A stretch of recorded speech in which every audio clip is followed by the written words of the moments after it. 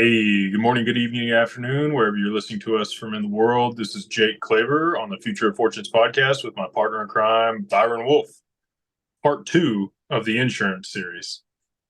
Yes, yes. So on part one, if you're catching just part two, you didn't listen to part one, we talked about crypto and ways to protect it with, the difference between like a hot wallet, warm wallet, cold wallet, hardware storage, and then how it is not insured by FDIC. The platform doesn't insure yours; it's insurance for them. So you need to get your own insurance once you get to a certain level. We talked about some of the different platforms. I don't know why I'm giving you a summary. Go listen to part one and then come back and listen to part two. So that's but yeah, we're going to part two. We're gonna talk about the different insurance products that are out there and how we can use some of those for our crypto holdings. So Jake, take it away, brother. Yeah, so you brought up a pretty interesting stat prior to us getting on here, and the amount of crypto that was stolen in 2022 doubled from 2021, Yes. um, Seven which 7 billion to 14 billion. That's massive numbers. So yeah, so and I've reached out to a lot of attorneys, and that's the space that they even work in is just trying to get your crypto back from whoever stole it from you. So you definitely want to have some type of insurance on that. So Byron had mentioned the CCIC, and so you could draft your own insurance policy for that. Is that correct? You could go to a provider and do that for your crypto. yeah, there's a few. So like CCIC, the commercial crime insurance coverage, that's available. That's going to be some of your bigger ones. They have like a what they call crypto insurance, which is it's a few different products that are kind of mixed in together. So it's more of the general, you say like Kleenex is a brand, but sometimes people just say Kleenex, as its tissue, right? And so like the Fidelity is one of the ones that they've been in it since I think 2018, which sounds super recent, but they've probably been in it the longest of almost everybody. So which is great. But yeah, they're a big name. They've been around for a while. Now they're a little picky about what they will insure, so that's going to be the negative there. Like we talked about this, there's so many coins out there. Like there's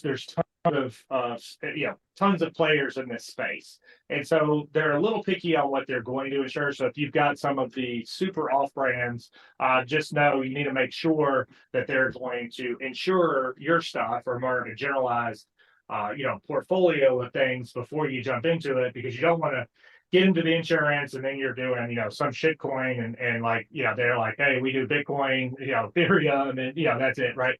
So make sure that you're what you're covered is covered by them. Same as any other insurance policy. You don't get a homeowner's insurance policy and not tell them what you have and give them the address, right? Like you need to make sure that it's covered.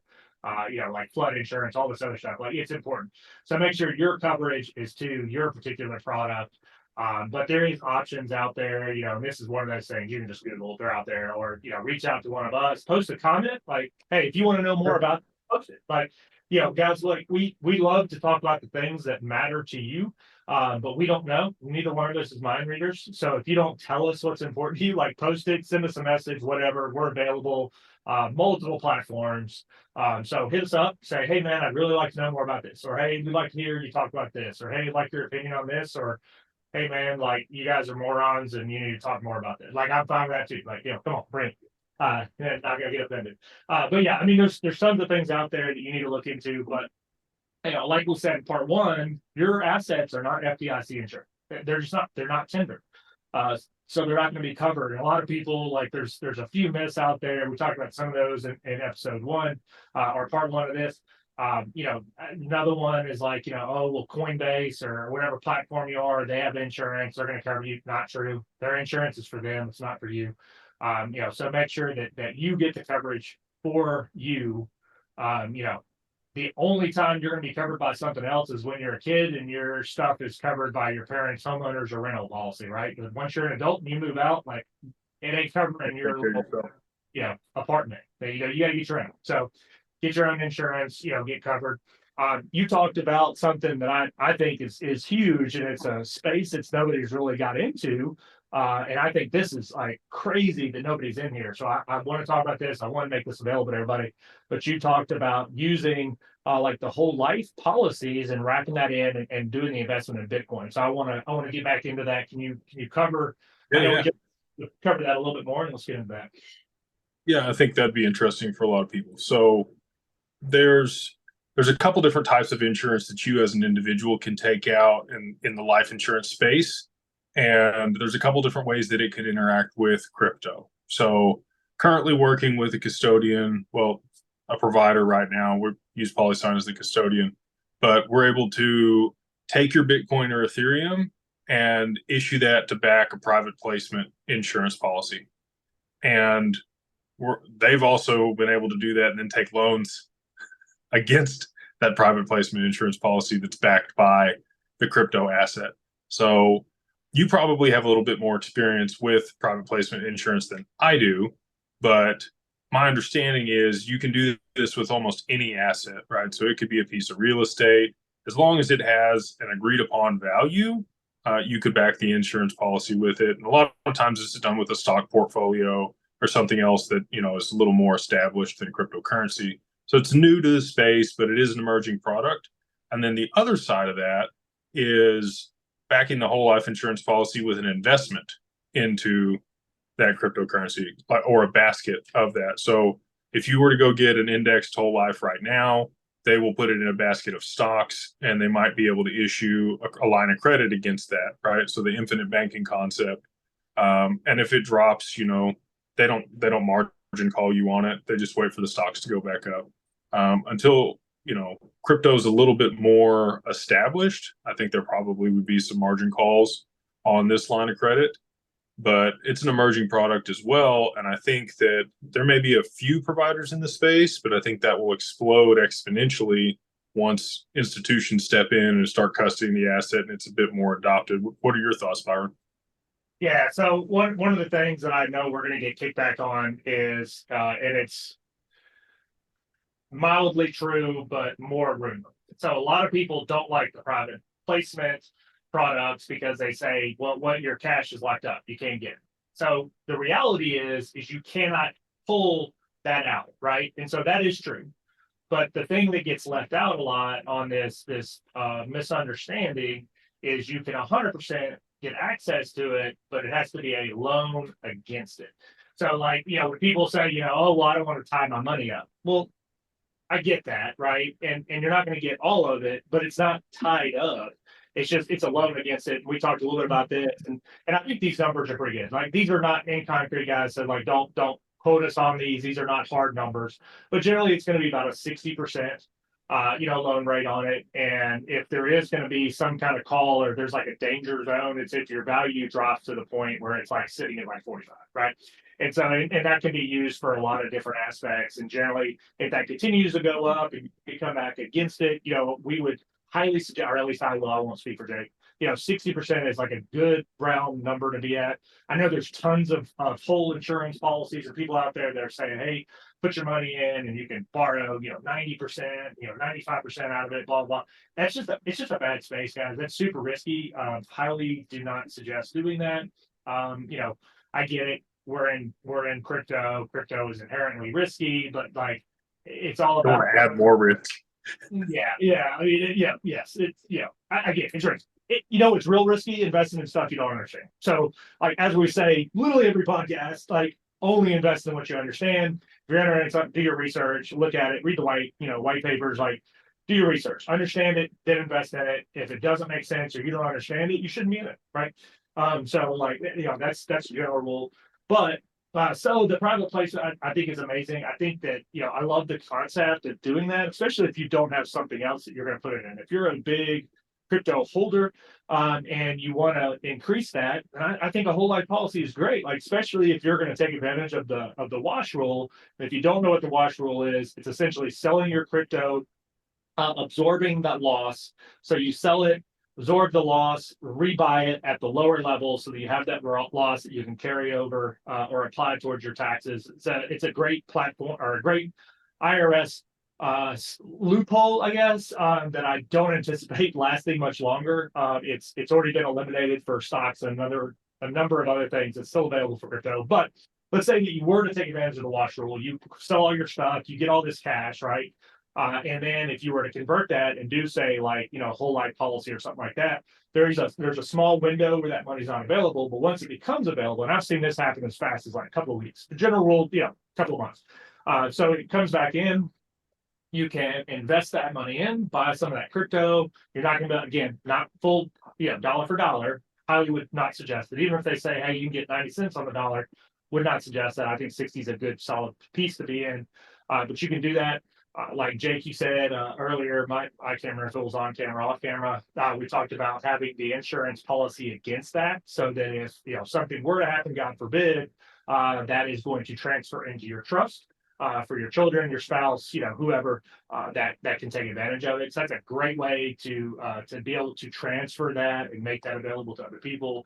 You and I are both huge fans of the trust. The Poor Aid Will, if you're not familiar with Poor Aid Will, I'm going to go super baseline on this one, but Poor Aid Will essentially just says, hey, everything that I have and everything that I do in the future, whatever happens, it goes into the trust, right? Pour in will, whatever happens, pours into wherever you designate it. So it's a will for the past, the present, and the future, versus one that just says, hey, this is what I have today, this is where I want it to go, but doesn't have any indication of anything in the future. So, again, I'm talking really No, fast. that's good.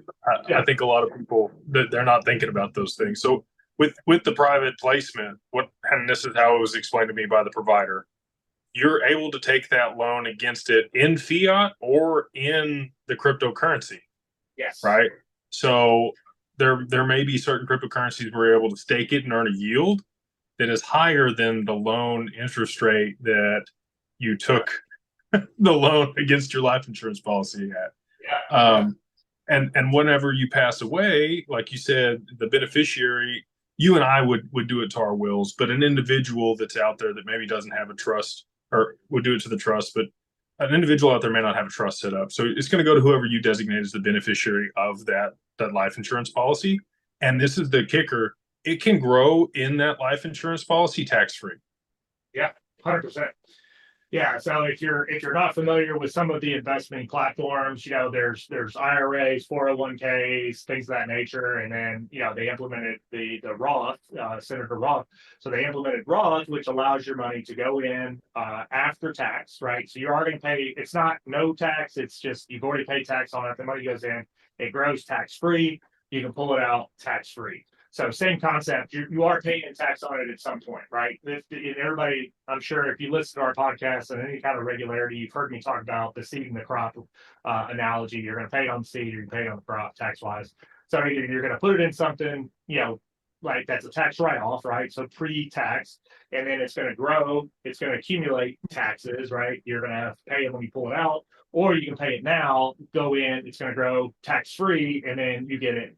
Those distributions it's free, right? I would much rather pay it now, and then like let it grow tax free, than like pay them later. I hate the concept, and I'm not saying it's bad. So if you listen to people like this concept, not saying it's bad, but I don't believe in the concept of like, oh well, my tax rate's going to be smaller later on. Well, like the money's so much bigger, so even if the rate's smaller, like that's dumb to me. Again, just me. Yeah. I don't like the tax deferred stuff. I would rather pay it now and grow it tax free than if I'm paying. So with this policy, the reason I say it grows tax free is it gets put into the policy and it never comes out, right? Yeah. So you're going to put the crypto in there. You can only take loans against it, so you never are able to remove it from the policy. So it's going to escalate in price long term inside the policy, tax free. And when it goes to your estate, there won't be any estate tax if it goes into a trust. Right. So the transfer of that crypto later on is also not taxed. So it gets to grow in a tax haven inside that insurance policy that's listed to the beneficiary. And you can still access it, get liquidity out of it through the loans against it at a low interest rate with no tax implication there either, because that's debt. It's not you having to sell the asset. You don't lose the exposure to the asset. And then you get all the other benefits on the other side. So fantastic product that I think, there's going to be a lot of people that bring this to market in the short term. The main concern for this in the past has been the custodianship of the funds. But now that PolySign and these other people are kind of stepping into the space, I think that a lot of providers will start picking this up. And those people that have substantial holdings in crypto, this is a fantastic way for you to not have to liquidate any of your holdings and still get liquidity and get all the tax benefits. Yeah, 100%. And one of the concepts, I want to cover again. You just said it, but I want to make sure people hear this. Loan proceeds are not taxable, guys. So if you take out a loan against it, that money that you get on that loan against it, you're not paying tax on that. That's a loan proceed. You don't pay tax on it. And I've had this question before. I'm not going to say it's a dumb question. It's not a smart question, but I think we need to cover it. People say, oh, well, you said it's tax free and they charge me sales tax. When you spend money, that's a different tax. You are going to pay, like if you go to the store, your state has a 9% sales tax and you buy something, you're like, well, these are loan proceeds. I should be sales tax exempt. There's a form for that, but that's a resale form. Like you're going to pay sales tax. So we're talking about tax. We're talking about like, you get the money, the government's not saying, hey, give me my 40% or whatever your tax rate is, right? That's what we're talking about. We're not talking about sales tax or like, if you spend that money on your mortgage, you're like, oh, well, I should be exempt from property tax because I'm using that doesn't work, right? Like what you spend it on is going to be that money is not taxed. The secondary tax is not deferred or evaded or mitigated by the loan not causing you tax implications. But so to mention before, let's say you had what's a good one that makes a pretty decent interest rate? Okay, Ethereum, right? This is a great example. So you can put the Ethereum in the private placement policy. You could issue a loan against it. You could take the Ethereum back out of it as a loan against the policy, and then you could go stake that Ethereum and earn a yield with it. And that has to be there at that node because it's proof of stake in order to generate that income. That income that you generate is taxed, right? You would owe tax on the income there, but the benefit of that would be the interest rate on the loan, let's say, is 3.5% or 4%, and you're able to earn a yield of 8 or 10% on your Ethereum. I don't know if it's that high or not. I'm not big into Ethereum, but let's say it is. Okay. There's a disparity, a pretty good disparity in the amount between those two. You could generate the yield with the asset and then pay back the interest on the loan with the proceeds and live off the difference, but you would owe tax on the proceeds that you got from the validator for it being staked there. So yeah. In real life, there's lots of ways to. Yeah, I looked up the just that I wanted to talk real numbers when we talk about this. So I've got it pulled up right here. And so if you're looking at like it's had a little bit of a drop like in the last month or so. The last week it's done pretty well, but like if you're looking at the last 6 months, it's had a 53% return. Year to date, 52%. So from January 1 over the last year, significantly less, 6%. Right. So that's, probably the worst one is at 6%. Over the last 5 years, 208%. So let's go with the worst one. Worst case scenario, 6%. If you're getting a loan on that, and I think you said the PolySign was what, like 3.5% or something like that. Like, so let's say 3.5%. Your worst case scenario in the last year. So if you had done it a year ago when Ethereum was still up, technically 1 year ago today, Ethereum was up, guys. So I get it, it's a 6% increase, but a year ago, ETH was up. So even in that scenario, 6% is still better than the rate on the borrow, right? And if you're looking at, if you did it 5 years ago, you got 200%, significantly better than the stock market. If you did it on January 1, like let's say you did it as an investment vehicle, you started 2023, and this was something you wanted to do to like start moving that stuff over. You went ahead and did the trust, made all your big asset transfers, and you bought it at the beginning of the year. You're going to have a 52% increase since January 1. And today is what, May 27th, right? So not quite 6 months, but roughly. So I mean, it's the rate of return can be really good. It can be really bad too, and that's why we suggest the 60%. Like, be careful, right? These things that there's ebb and flow, right? So, are they independent? Yes. Do we see some copying of the stock market of the economy? 100%. Like that's probably never going to go away. There's always going to be some tie-in. At least in my opinion, that's not legal or like definite. That's just my opinion. I think we're always going to be somewhat manipulated by the world economy and what everything's doing, what the stock market's doing. I think it'll always have some play out in that. But it also has really good returns if you're smart and you invest in the things that you know, right? And Ethereum, like nothing against it. I have a little bit, it's not one of my bigger holdings. Bitcoin, I like Bitcoin. There's only so many that are made, first to market, number of reasons that I like Bitcoin. They're not super exciting. Jake and I are both probably much heavier invested in other areas. XRP being one of those. You hear us talk about XRP, just know we're both pretty good fans. Yeah. So somewhat biased, I will admit that for XRP, I would love to see it skyrocket. I like having an M at the end of my holdings, but having a B would be fantastic. But when you're looking at these things, guys, definitely do your research. Look at what you're doing. I like the private placement. It's a great product. Like there's a lot of good ones out there. Like, if you don't understand the concept of infinite banking, infinite money, like do your research. There's a ton of people out there that are, man, I don't want to say scamming people. Yeah. Yeah. I'll say scamming. Yeah. Yeah. To be real. But just, be careful, go with somebody that knows what they're doing. But the other thing I will say, and again, this is my opinion, is that there's a lot of big companies out there that have been in business for a long time, and they're getting drug out of the dinosaurs. Right. And so, like, if you talk to one of these big boys and they're like, oh, you shouldn't do that. We don't do that because it's risky and this, blah, blah, blah. Yeah, that's kind of the whole point of it. Right. But like, they're telling you that because they want to sell you on some other BS product, And when crypto comes in and they can sell you on crypto, they'll be selling you on crypto. I can promise you. They can't make any money on it right now. And that's the reason they stay away from it. They don't advise their clients on it. None of those things. It's not regulated. So there's no products around it. As it becomes regulated and becomes mainstream, and all these people that are sitting in the back waiting, like Fidelity and everybody else, and they've dipped their toe in the water, right? But they haven't gone in full bore.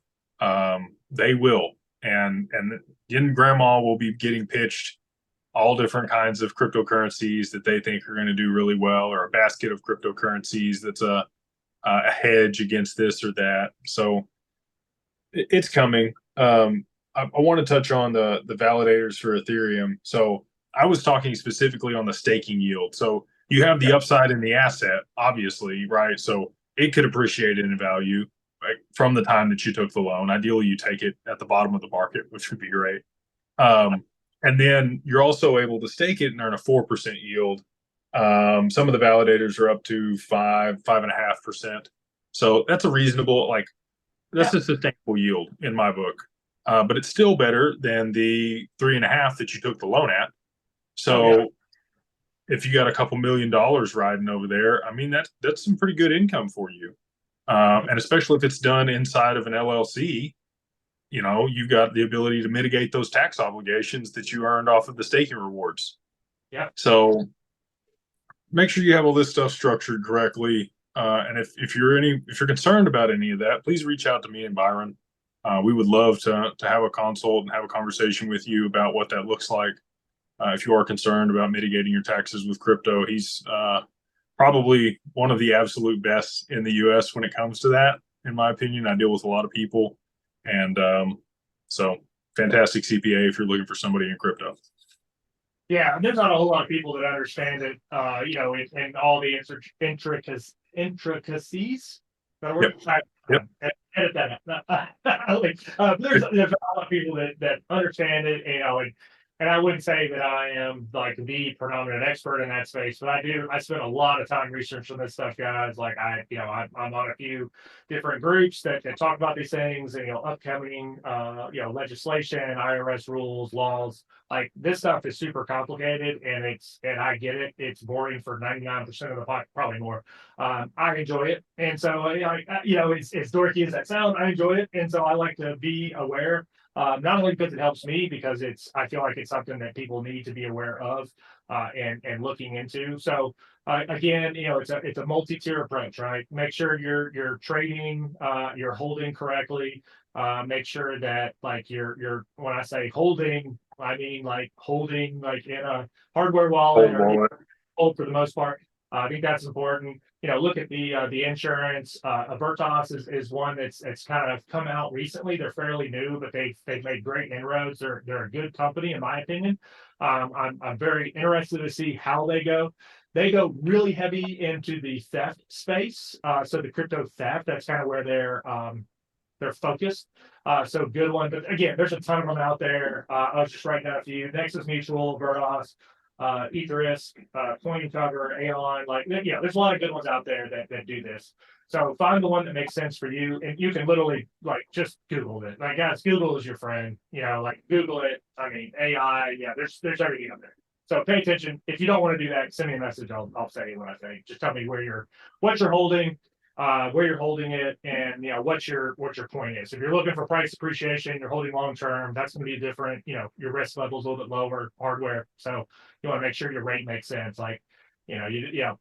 Insuring a Ferrari is a lot different than insuring a Prius, right? I don't think anybody should drive a Prius. I'm definitely a Prius hater. You guys need to get the hell out of the left lane. Get out of my way. But there's a difference between it. So make sure your insurance makes sense for what you're holding. That's important. And if you have questions, reach out, guys. We're here to help you. So don't think that saying something oh man, I think this is gonna be a dumb question. Cool, send me a DM. I'm not gonna screenshot your stuff. I'll answer your question, whether it's a good question or not. I will tell you if you ask me a dumb question, you ask me if it's a dumb question, I'm gonna tell you it's a dumb question. I'm also gonna answer it. So don't get offended. My deal is the only dumb question is the one you don't ask. And I find that a lot of people have the same question as you. They just don't want to sound dumb, so they don't ask it. Right. I ask dumb questions all the time, and it's got me a lot further in life than just letting it slip. So, what Byron said, reach out if you guys have any questions. We're more than happy to help you. We'll go ahead and wrap it up here. Hopefully, this provided value for you around the insurance and crypto industry. And if you have anything to add, if you are an insurance provider, if this is something you're looking to get into, we can definitely help you there as well. So reach out, and we'll see you guys on the next one.